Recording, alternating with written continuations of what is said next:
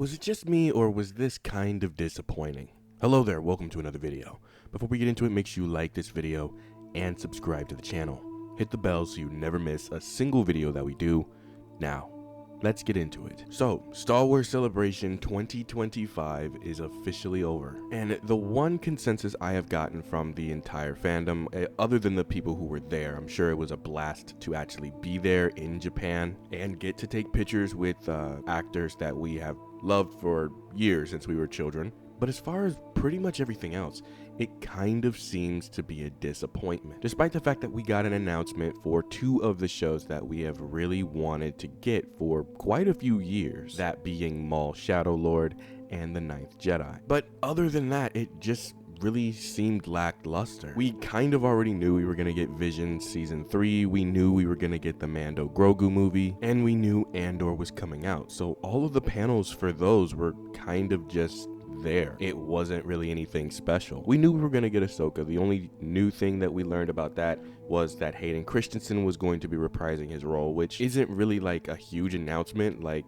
that's honestly not a huge surprise. So why was this so disappointing for everyone other than, of course, like I said, the people who were there? For average fans, we really didn't get anything other than two announcements and maybe a picture here and there. And a lot of everything else was leaked, like the Mando trailer and the Darth Maul trailer. I think another reason is just because I think Star Wars is revamping itself. There has been a lot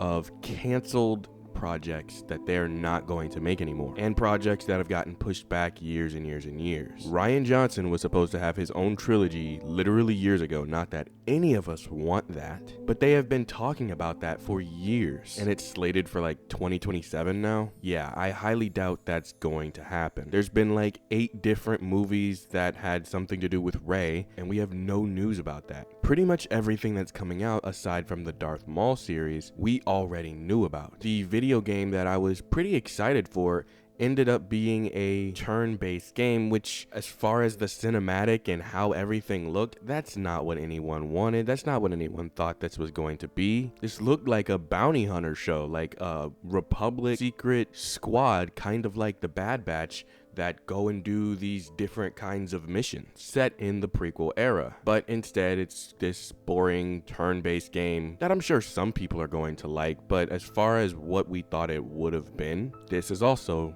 pretty disappointing. I don't know, maybe for May the 4th we'll get a couple of trailers along with Tales of the Underworld, so we can actually see how some of these shows are going to look without looking through it through a leaked trailer. But I don't know, am I crazy? What do you guys think? Let me know in the comments below. Again, hit the bell so you never miss anything we do going forward. That's all I got for you guys today.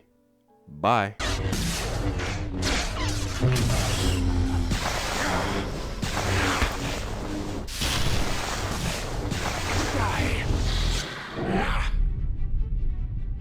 Disappointing.